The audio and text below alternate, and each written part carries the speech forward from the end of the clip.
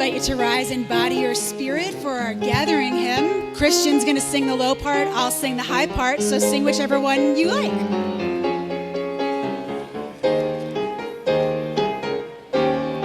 Now let us sing to the power of the faith sing. within. Now let us sing to the power of the faith sing. within. Lift up your voice, be not afraid. Now let us sing to the power of the faith within. Now let us sing to the power of the hope within. Now let us sing to the power of the hope within. Lift up your voice, be not afraid. Now let us sing to the power of the hope within. Now let us sing to the power of the love within. Now let us sing to the power of the love within. Lift up your voice, be not afraid. Now let us sing to the power of the love within. Now let us sing to the power of the joy within. Now let us sing to the power of the joy within. Lift up your voice, be not afraid. Now let us sing to the power of the joy within. Thank you so much. Please be seated.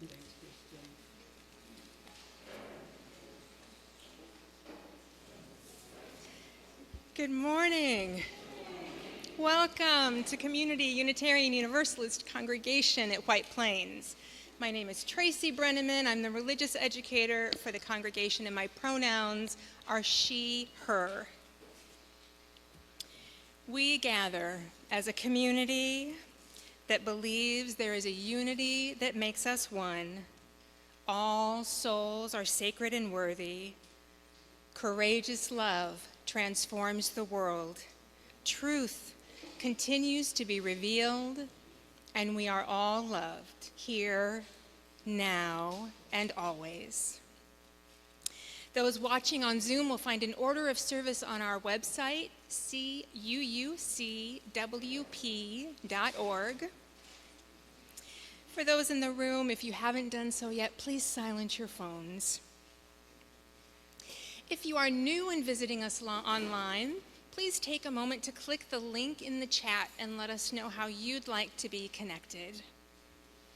If you are new and visiting in person here in the room, we invite you to stop by the welcome table. Being part of a community is sharing our lives with one another. All are invited to write a joy, sorrow, or milestone in the book on the table at the top of the stairs. For those on Zoom, please follow the prompts in the chat. Welcome into the warmth of this community and this sacred hour of worship.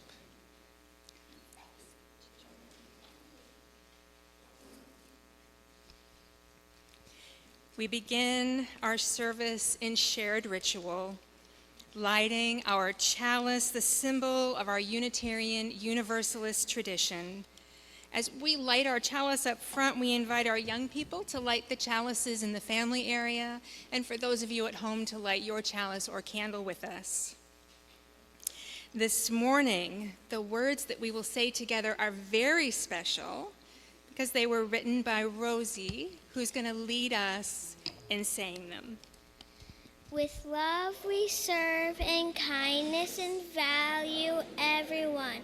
Even if we are different, we'll be friends.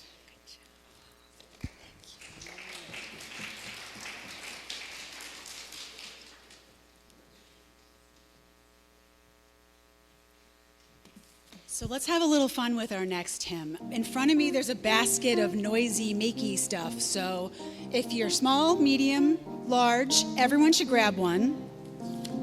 And we want to get that rhythm in our bodies, right? So if you don't have an instrument, you can use your hands, you can snap, you can stomp your feet a little bit, you can move around the room if you feel like it, or you can just move your body to the beat. So I'm going to invite you to rise in body or spirit, however you're feeling today, and we'll sing together. We are building a new way.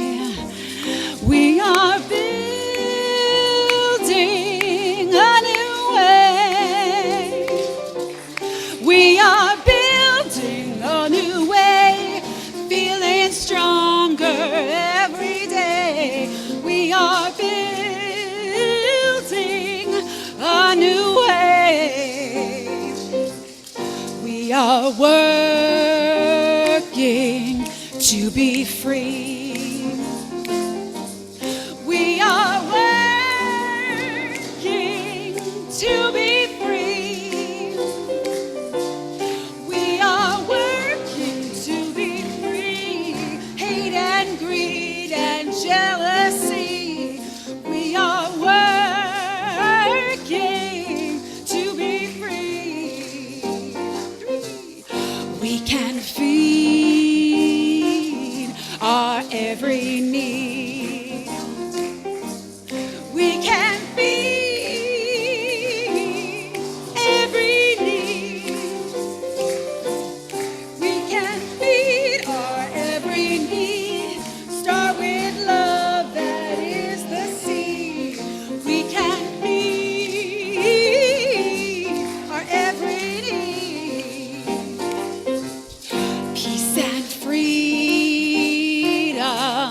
is our cry. It's our cry. Peace and freedom is our cry.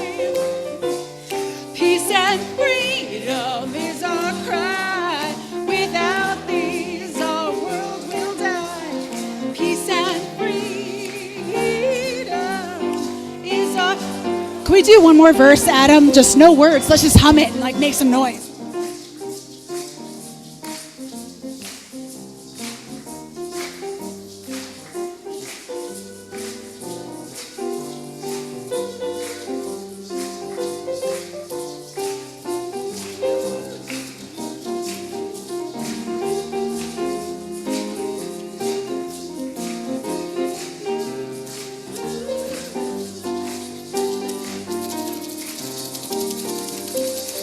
Shake them if you got them.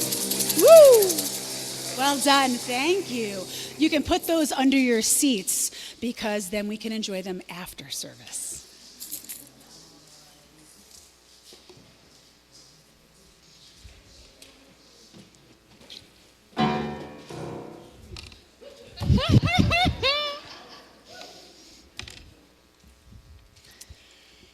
Will everyone please hold up the bag that you brought today? Anything that you carry your things in, get them ready.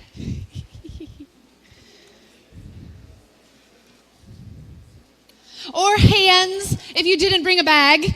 Hands ready also. Yes, there we go. We carry bags with us throughout the week for many reasons. Please lift yours up when you hear me describe it. Some of us take books and homework to school. Some of us bring our lunches or to school or work. Some of us take computers and other supplies to the places where we work. Some of us carry guitar cases so that we can play music at the drop of a hat. Some kids carry overnight bags from one parent's house to the other parent's house and back again. Some people bring things like books or yarn and knitting needles to places where they might need to wait patiently. And some people even have special bags for their dogs and other pets. Even when you are away from Community Unitarian Universalist Congregation at White Plains, you carry the heart of Unitarian Universalism with you.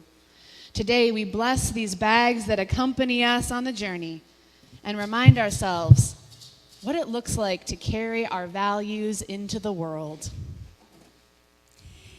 If you did not pick up one of the charms as you came in, please do so during coffee hour. Our theme this year in RE is centering love, which is why you're each carrying a heart from the congregation. And we're going to be exploring centering love through the monthly themes, just like we'll be doing here in worship, just like the journey groups are doing. We're talking about the same things in RE classes and youth group. So let's think about our monthly themes for a moment.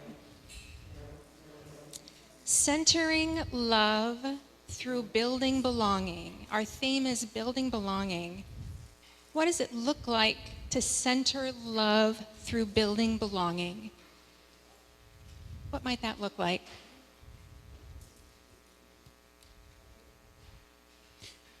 Oh, yes. It might look like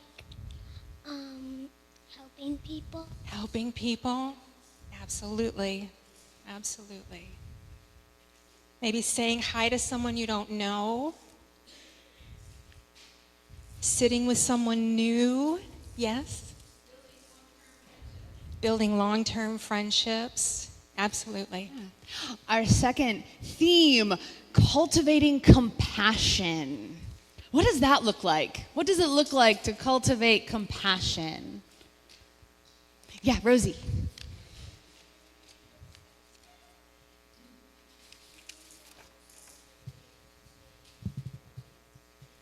Even if you don't know someone and they're different from you, you can still be friends. One other way. Karen. Deep listening. Let's say it again. Deep listening. In November, we are centering love through nurturing gratitude. What does that look like? Thank you. Saying thank you.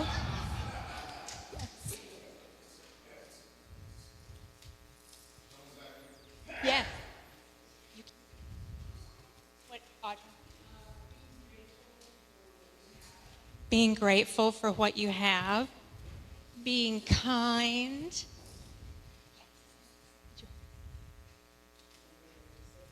Okay. In December, we are choosing hope.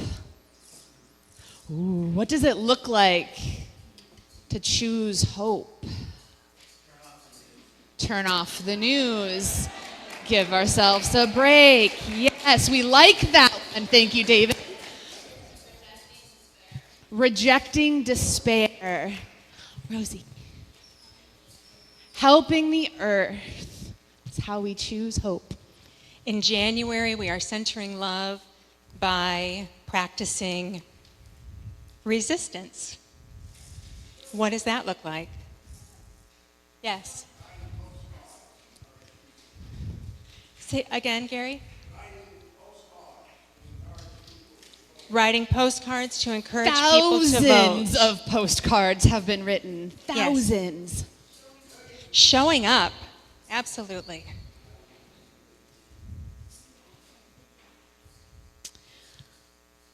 In February, we are embracing resiliency. What does it look like to embrace resiliency? Yeah. Regulating emotions. Yeah. Feeling. Waking each morning and believing you can. Radical acceptance.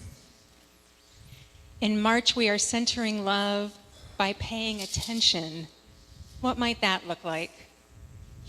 Yes. What? Listening again? Yes. Paying attention. Joe. Caring enough to listen. Letting that sense of awe and wonder still wash over us as we see things that are beautiful and amazing. In April, we will be embracing possibility. What does it look like to be people who embrace possibility? Be positive. Ooh, try saying yes rather than no. Gary. Tapping into your creativity. In May, we are centering love by awakening curiosity. What does that look like? Mohammed. Seeking knowledge. Learning. Asking questions. And then finally, in June, we will be centering love through flourishing together. What does flourishing together look like? Wearing sparkly shoes. Working together, having a party, space for celebration. Mohammed?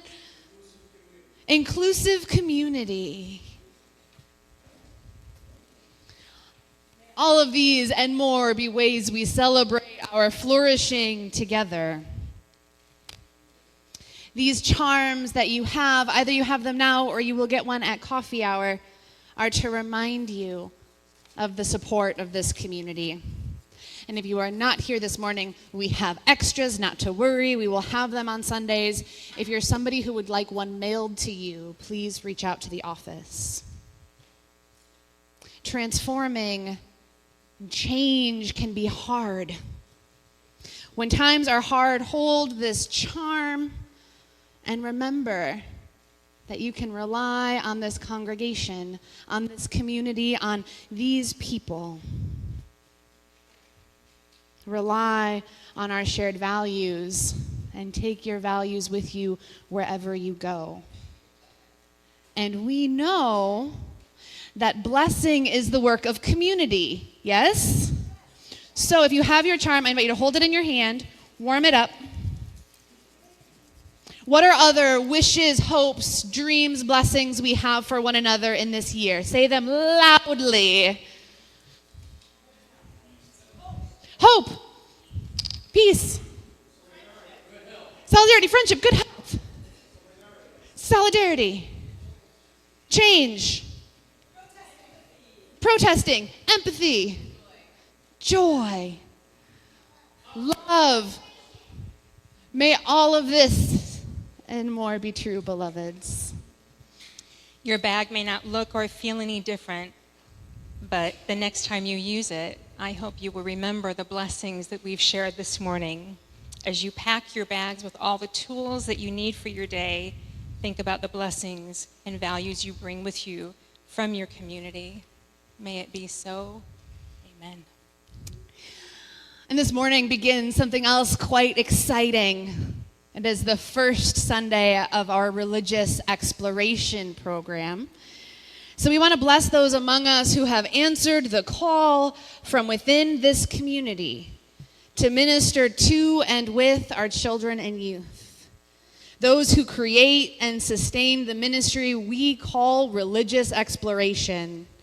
We understand that we are all teachers and we are all learners. Each of us comes to this community to engage in our own religious exploration, to take a journey of faith, to learn, grow, and develop. Our RE leaders are on this journey too. And we will be blessed by what they learn from our children and youth. As a congregation, we dedicate ourselves to the relationships necessary for a ministry of religious exploration to flourish. As we bless the religious exploration ministry, we recognize the children and youth whose presence in our congregation offers us all an opportunity to embrace wonder, to ask our own questions, and to engage in building relationships in a learning community. Our children and youth have much to offer this community. You are growing up in a world that is different from the world many adults knew. You have a perspective and you have experiences that are important for adults to understand as we imagine the future with you. Please join me in affirming our commitments to our young people. We honor our children and youth, to your needs and concerns, to take seriously your questions and learn from your experiences. You who lead in our religious exploration ministry have a special place in the life of the congregation. You are entrusted by this community with guiding the religious development of our young people and showing them what we can do and be together when we participate in faith community. These inform the future direction of our faith, and you are touching souls. One day, when our children and youth think about the religious community that helped them develop into their fullest selves, you will be a loving part of the memory. Would all adults who are leading and supporting RE this year please raise your hand? Please affirm your intention with the words shown here after we give them a big round of applause. Thank you, leaders.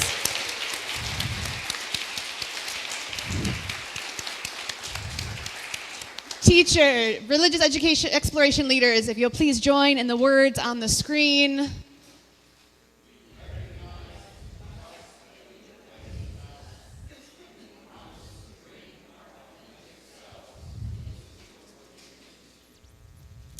Okay, now it's your turn over here. Our RE ministry would not exist if it weren't for the questions and the searching of you all, our youngest members. Children and youth, we need you.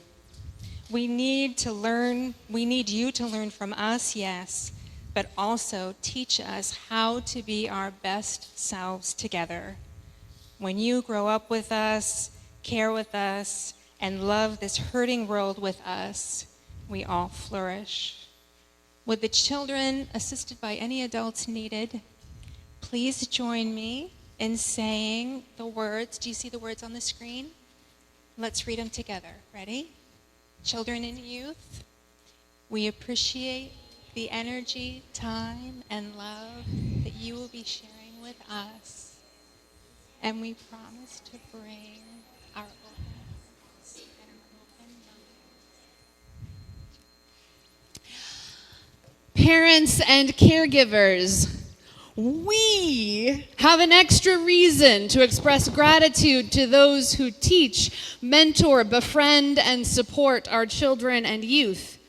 Each person who participates in helping a child learn is the face of the holy in our midst. We pray that all of the teachers that our children and youth have in their lives are as wise, respectful, and loving as those gathered here. Parents and caretakers, let's raise our hands and share the affirmation on the screen above.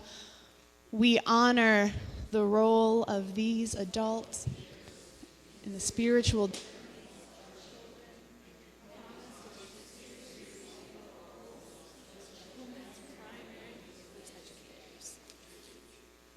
We bless this ministry and worship because it is sacred and holy work that you are doing on behalf of all of us, this community of all ages with diverse identities and experiences.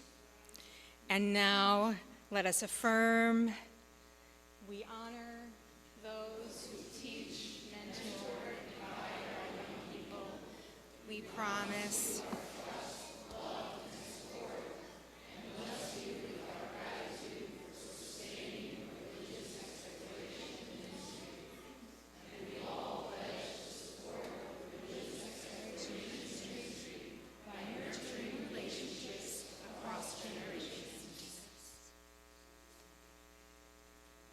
to invite our teaching teams up so that our young people can recognize you, and they'll be holding signs. Our K first grade teachers, you're going to the red hallway. Our K first graders, and if young people would like to join in, you are welcome.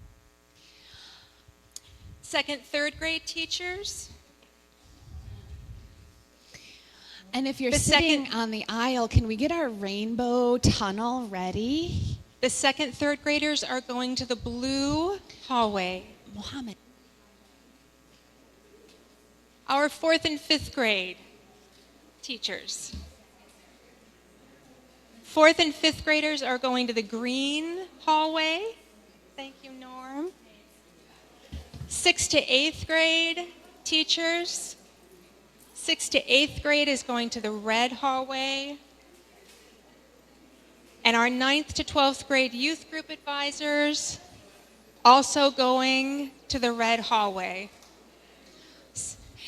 As we sing, we invite children, youth, and teachers to go to your classrooms and youth group and have a wonderful year. Through the rainbow tunnel, we will run. Let's go. May your mind be open to new learning. May your lips bring truth into the world. May your heart know love and your hands do the work of justice as you go your way in love. May your mind be open to new learning. May your lips bring truth into the world.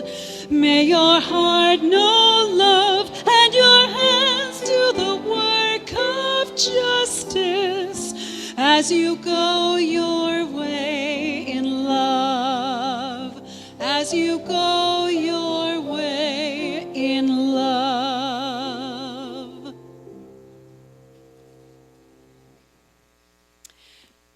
Good morning. My name is Terry, and I use the pronoun she, her. I'm standing in for Kathy today.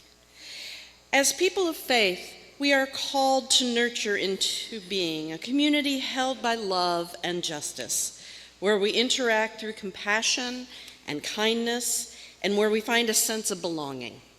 And the love we cultivate here reaches beyond these walls as we carry our values into the world to create more spaces for belonging. Giving is one way that we express our values. Your generosity, large or small, supports the ministries of this congregation and helps us to nourish community beyond our walls, where care and connection can flourish. Our September plate share is with the Interfaith Council of New Americans, Westchester, ICNA. ICNA has been working in Westchester for 9 extraordinary years from the beginning, helping refugee families build new lives here. While we usually celebrate stories of welcome, this year the work has shifted. Instead of greeting many new arrivals, we are working with families already here who face uncertainty, those awaiting work permits or permanent residency, those whose status has been called into question after years of waiting, and even those suddenly left without support. In some cases, we have become their only safety net, covering rent, food, and basic needs. This difficult and costly work is vital in helping our neighbors feel safe and secure. We hope CUUC will continue to walk with ICNA in this commitment of care and solidarity. Thank you for your kindness and compassion, and for all the ways you help make CUUC and our world a more welcoming place to every living being. And do take a moment to look at some of the extraordinary photos that have been put up in our lobby entrance area of the amazing families that this congregation has helped to support. So my name is Kim, and I use the pronouns she, hers, and I like to wear things that are sparkly. This morning, our offertory is actually a hymn. It's part of the UUA has a new hymnal that is being released with some lovely new hymns, and we'll be exploring some of those this year. So before we sing it together as a congregation, I thought I could sing it for you today so you could hear it. And we've got those lyrics up there on the for the refrains, and we'd love to have you sing along. So the song was written by a woman who is part of the California UU, at one of the congregations in California, and she was inspired by the work of Viktor Frankl. He was an Austrian psychiatrist, and he was a Holocaust survivor, and his influential work was called Man's Search for Meaning. Most of us have heard at least that expression. It explores how the human drive to find purpose can sustain us even through profound suffering. That feels really prescient right now. When we commit to a community of any kind, our fates and our fortunes, they rise and they fall together. So this is called This Boat.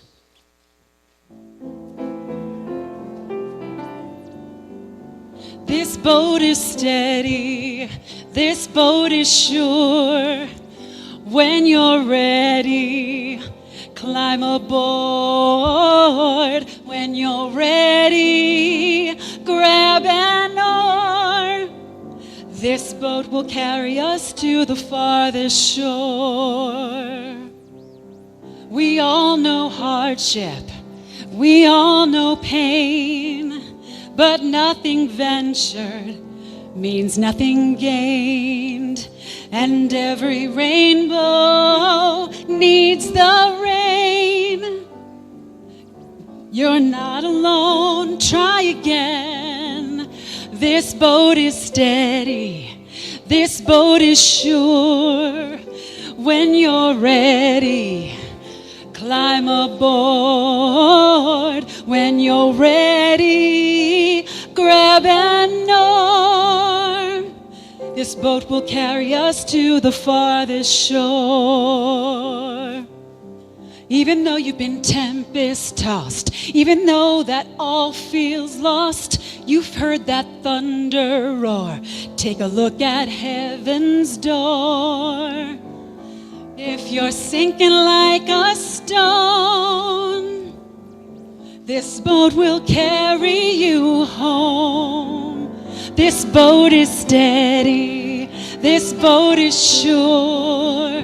When you're ready, climb aboard. When you're ready, grab an oar. This boat will carry us to the farthest shore. In this boat, there's nothing we can't do together, no matter the weather. No matter that the charts aren't ours, we will navigate by our stars. This boat is steady, this boat is sure. When you're ready, climb aboard. When you're ready, grab an oar. This boat will carry us to the farthest shore. This boat will carry us to the farthest shore.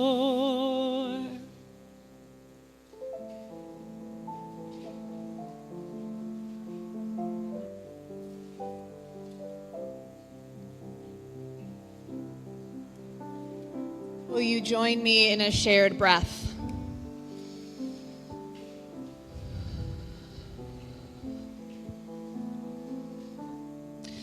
Dear holy expanse, sacred embrace, that with many names or no names at all, surely your arms are big enough to carry all that is this moment. The fears and the frustration, the tears and the heartbreak, the hope and the joy that sparkles through even when. Help us to hold the deep complexities of this moment and what it means to be in this human existence together. Help us to feel how we are feeling, letting our emotions in and through without judgment.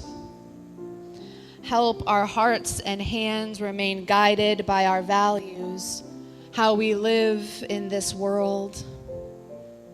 May we understand justice as dismantling systems of oppression, systems that give rise and space for hateful policies to have a platform at all.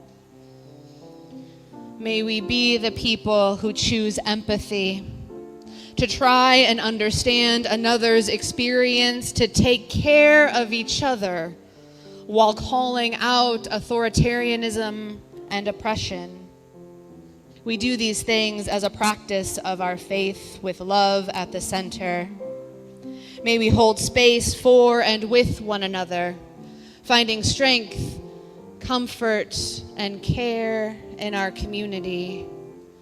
May we remember to take care of our bodies, breathe.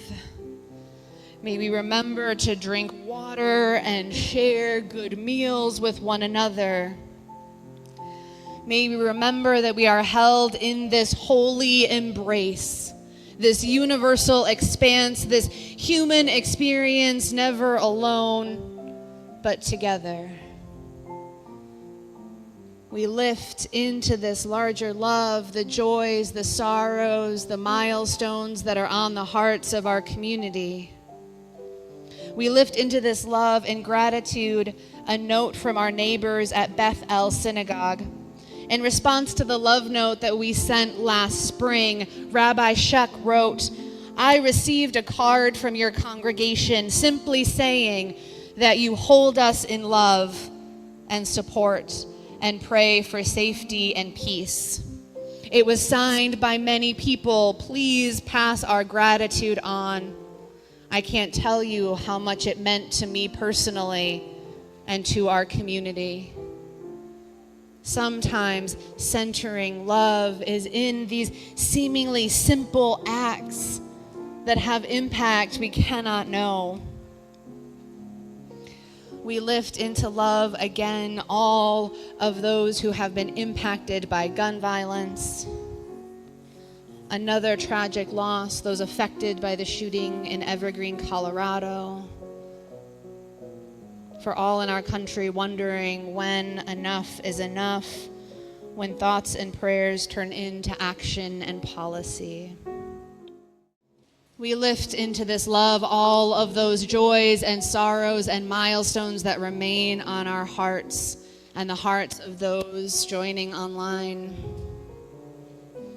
May we be the people who return to love like the North Star again and again and again, reminding one another that we do not hold this life alone. Amen and blessed be. I invite you into a moment of quiet to pray, to meditate, or to dream.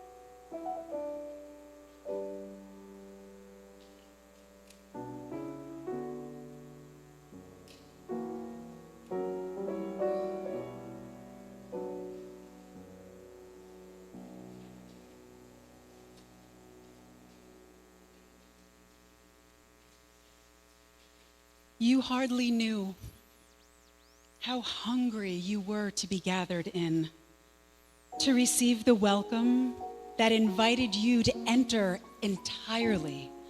Nothing of you found foreign or strange. Nothing of your life that you were asked to leave behind or to carry in silence and shame. Tentative steps before settling in, leaning into the blessing that enfolded you, taking your place in the circle that stunned you with its unimaginable grace. You began to breathe again, to move without fear, to speak without abandon, and the words that carried you in your bones, that echoed in your being. You learned to sing. But the deal with this blessing is that it will not leave you alone. It will not let you linger in safety, in stasis. The time will come when this blessing will ask you to leave.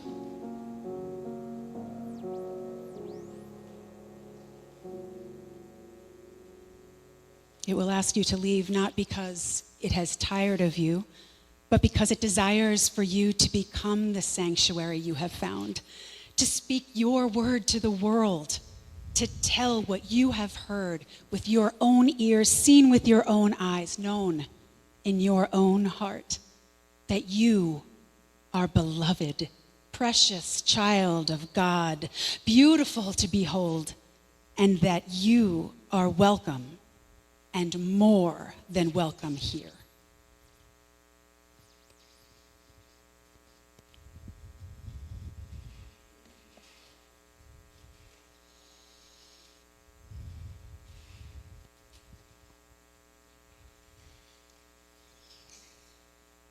What is the purpose of our Sunday mornings together? Why do we do this? I invite you not to say it out loud, but to hold that definition in your heart as we journey together this morning. I love the definition. This is a quote from Reverend Nancy MacDonald Ladd's book, and she's actually quoting Reverend Rob Eller Isaacs, who wrote The Primary Purpose of the Church. The primary purpose of the church in the world is an encounter that changes us and gives us a fighting chance of being renewed by our living, rather than just enduring it. And given everything at this moment, this is hard. Especially when the experience of enduring at this moment feels like all we may be able to do. I read a poem recently. I won't share the entire thing. It was shared on social media, and it's addressed to parents at this moment, but I think it can really apply to all of us, by Eleanor Chin.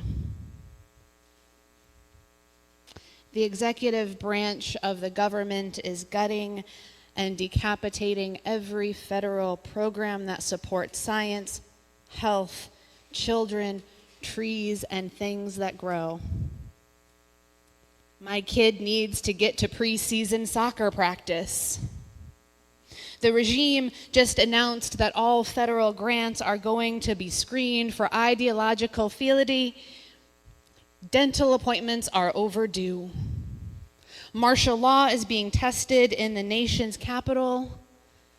Have I scheduled that orthodontist appointment? Secret police squads are brutally disappearing people based on their appearance. Do I have to ask my black-haired children to carry their birth certificates when they leave the house?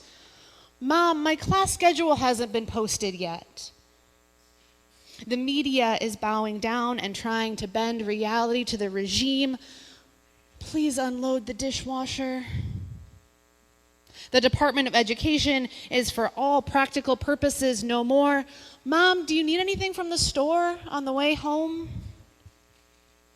The Smithsonian is rewriting history to placate the regime. Mom, I need to get my learner's permit. The regime is publicly planning to steal elections. Mom, I made cookies. Do you want one? She ends the poem, please, God, I just want my babies to be able to grow old. We are called into this push-pull of what is normal to our day-to-day lives, the absolute normalcy of dishes and dinner and grocery shopping, and the incredible fear, seeing in real time threats against cities, violent rhetoric from the highest office in our nation. Honestly, if it feels like you are enduring this moment, that is enough. Is our theology of love, commitment to building belonging and relationship, is that strong enough to withstand this moment? Can the theology that grounds us lead us to a place beyond enduring into, again, that hope? Unitarian Universalist theologian Reverend Rebecca Parker offers, quote, the harder story.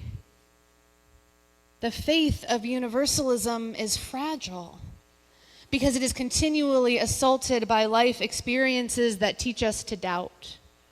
Our own life experiences of tragedy or violence, as well as our awareness of what is happening now, forces us to confront a magnitude of evil that makes it hard to trust that all are saved. The most obvious thing is not that all are saved or loved. The most obvious thing is that the world is full of brokenness, suffering, and injustice. What do we do with people who are using their platform to spread hateful, dangerous, anti-trans, racist, misogynistic language? What do we do with systems that make sure, perpetuate that there are people benefiting from this rhetoric? What do we do? Audre Lorde offered that the master's tools will not be what dismantles the master's house. Tools of power, authority, authoritarianism, and violence will not lead us to beloved community. Our Universalist theology, again from Reverend Rebecca Parker, there is a gift that does not have to be earned, that will never be lost, that cannot be taken away. Hosea Ballou, one of the early Universalist theologians, proclaims that all are saved by the universal love of God. The Spirit of God's love is already present in all of life and grounded in that love. We are invited by Ballou's theology to live in a way that affirms this gift. A universalist ethic unfolds from this theology. Since all are loved, we are called to love all, to devote our lives to justice, mercy, compassion. Everyone is inherently loved. Everyone should have the opportunity to make a different decision tomorrow than they did today, and that is really hard theology to live. We are called then to create, sustain, build, and rebuild systems that call us back to this love, that encourage us to dismantle systems that give these hateful ideas and policies a public platform and possibility in the first place. That is how we live that love, that universal love, is dismantling the systems. We can continue to be the people who choose empathy, to try and understand another's experience, to take care of each other while calling out authoritarianism and oppression. We do these things as a practice of our faith with love at the center.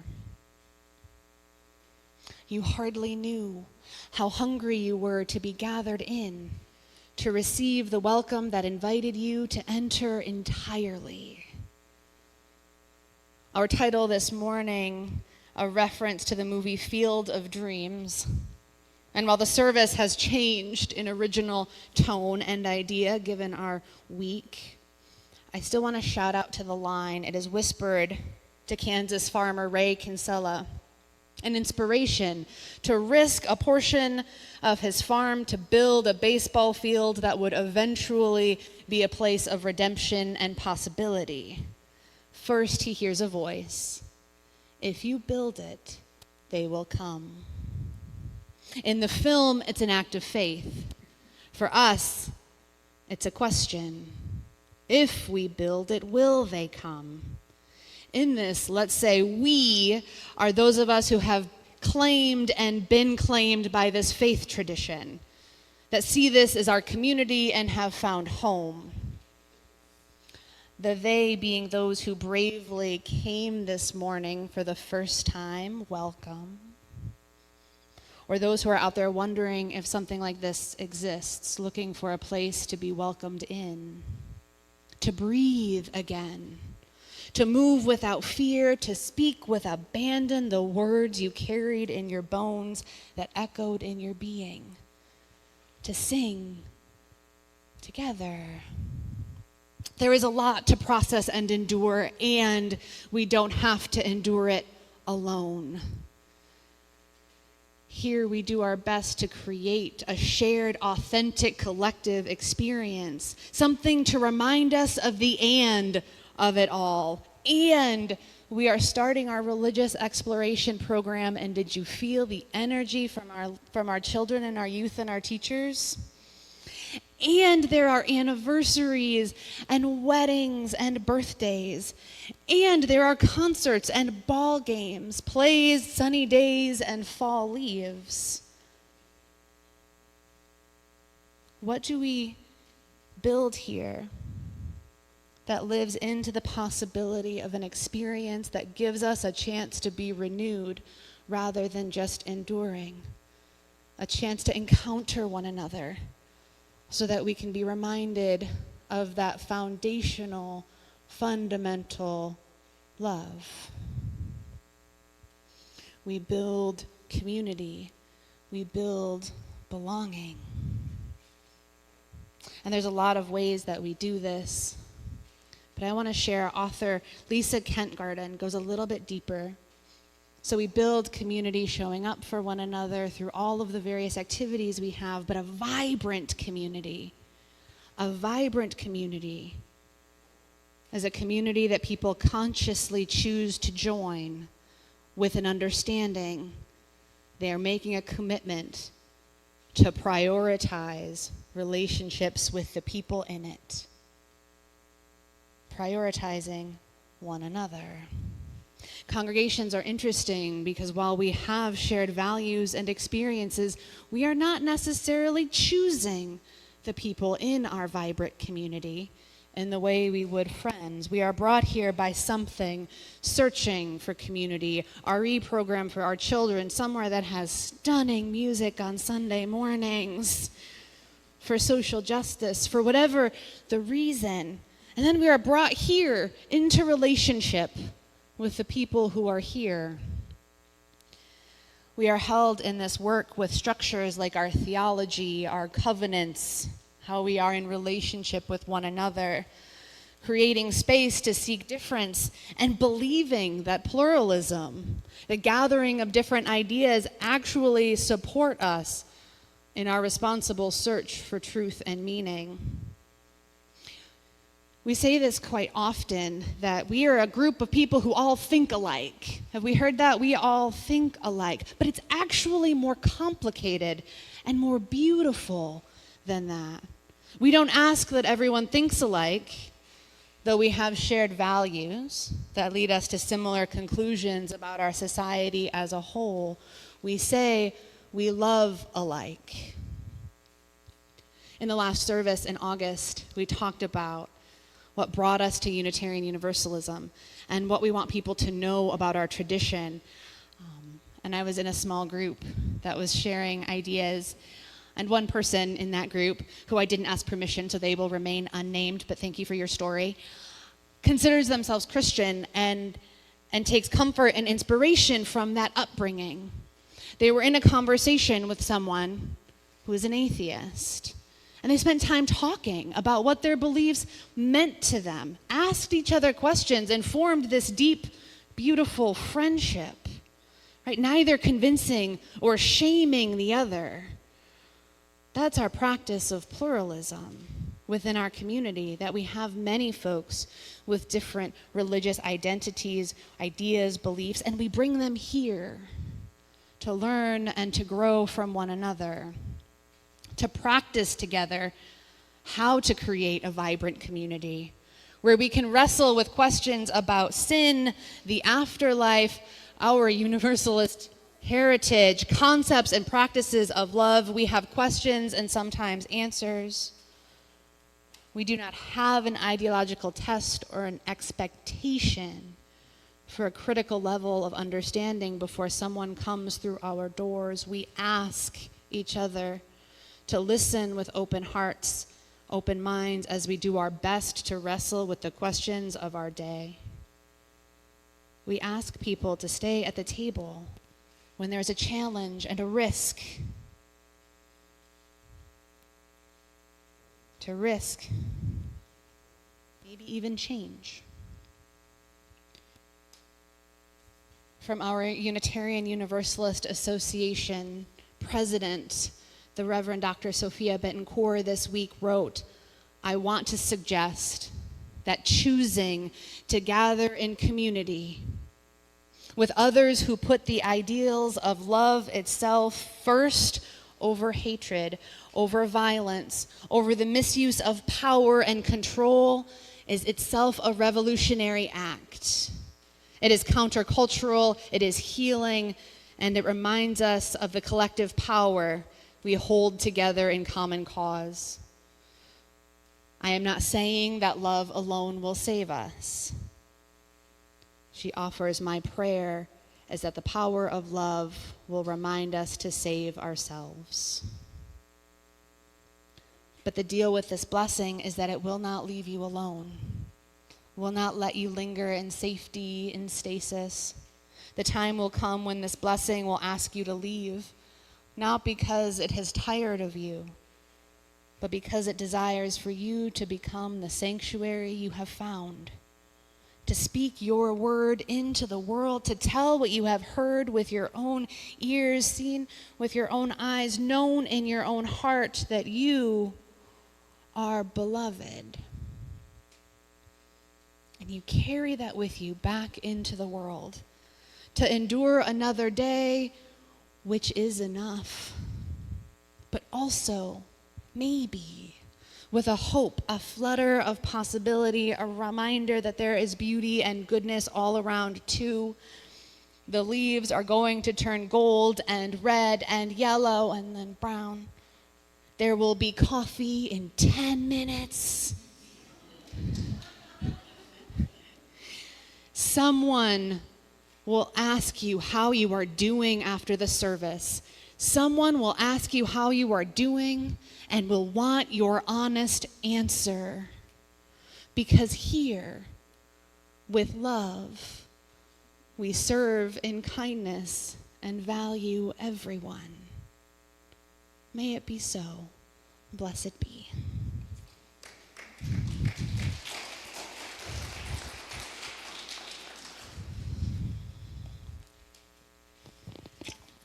I invite you to rise in body or spirit for our closing hymn, number 1020 in the teal hymnal, and the lyrics will be behind me, Wo Ya Ya.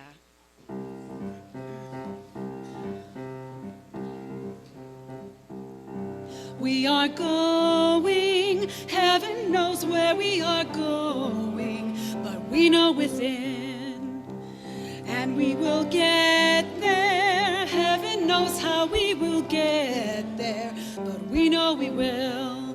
It will be hard, we know, and the road will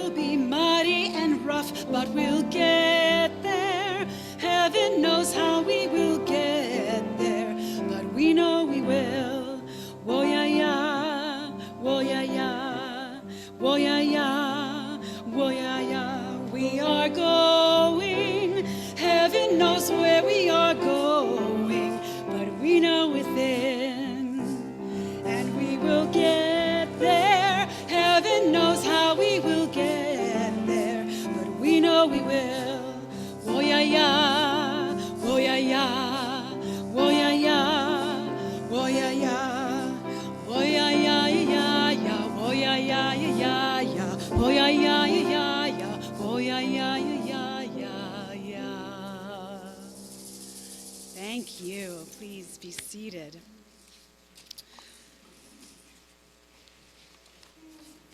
As we close, Terry's gonna. Oh, yeah, I know. Yeah, but you. Here.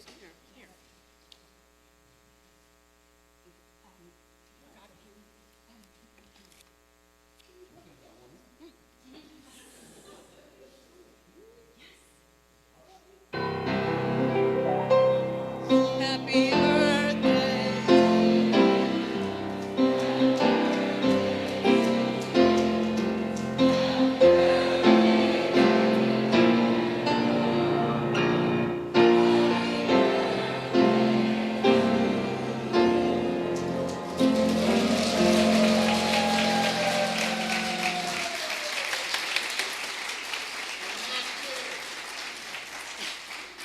So much gratitude for the life of that person.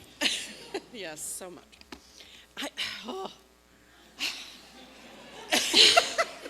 I'm not crying, you're crying. You're crying. Okay. Thank you for being with us today. You're welcome. Huh? No. Actually, I meant for them. Oh, well, so thank you for the thank you. You're welcome. Okay. Well, we'd like to take some time to remind you about the upcoming installation on Saturday, September 27th at 2 p.m. Please take time to RSVP and to attend. Oh, Terry, what is an installation? Like installing a carpet? Installing a new operating system? No. Kim, it's a UU ritual and a celebratory event marking the beginning of shared ministry between our newly settled minister and the congregation. It typically takes place after the minister's first year in a new congregation and serves as a public covenant, solidifying the partnership and mutual commitments between the minister and the congregation. That sounds lovely. Will it be black tie? No. It's a worship service, kind of like this one, followed by a reception. Will there be good snacks at this reception? Unitarian Universalists always have good snacks. Truth. The celebratory service is at 2 p.m., followed by a festive gathering. Think of it as a coffee hour with extra sparkles. Cake, hors d'oeuvres, a photo booth, a signature mocktail. That sounds amazing. Well, what should I do if I have questions about this installation? Well, you should talk to yourself because you are on the planning committee. Oh, that's true. I'm an excellent resource, as is Catherine Cortland and Nikki Clemens and Claire Flower, too. It has been a gift to be together today. Today's parting music is a piano work by Jane Hart, who was a long-time CUUC member and a talented musician who started to compose late in life. It was Jane who first suggested that Adam come and play at worship services, so she continues to be a musical presence in this house that we've built. After we enjoy that music, please spend a few moments talking with someone you don't know. And while you're talking with them, you should plan your outfits for the installation. Yes, and escort each other to coffee hour and other events. May we all know the blessings of community. And now please join me in extinguishing our chalices with the words from Reverend Michelle Collins. For those of you online, you know what, let's take a moment, everyone here in the room. Can we turn around to that camera above the fireplace? That's where our online friends are joining us from. Let's say hello. We're so lucky to be both virtual and here, and we are very grateful for you. Thank you. So when those of you who are at home, you can go ahead and extinguish your chalice as well. As we leave this sacred hour, may the welcome we receive become the welcome we extend. Let us meet the world with open hearts, open hands, and the audacity to build spaces where every soul feels at home. Beloveds, our worship is over. Our service begins. Go now in peace. Know that you are loved always. Share that love with those you meet until we return again. And will you say it with me? It is good to be together. Can we all just say it to one another? Ready? It is good to be together.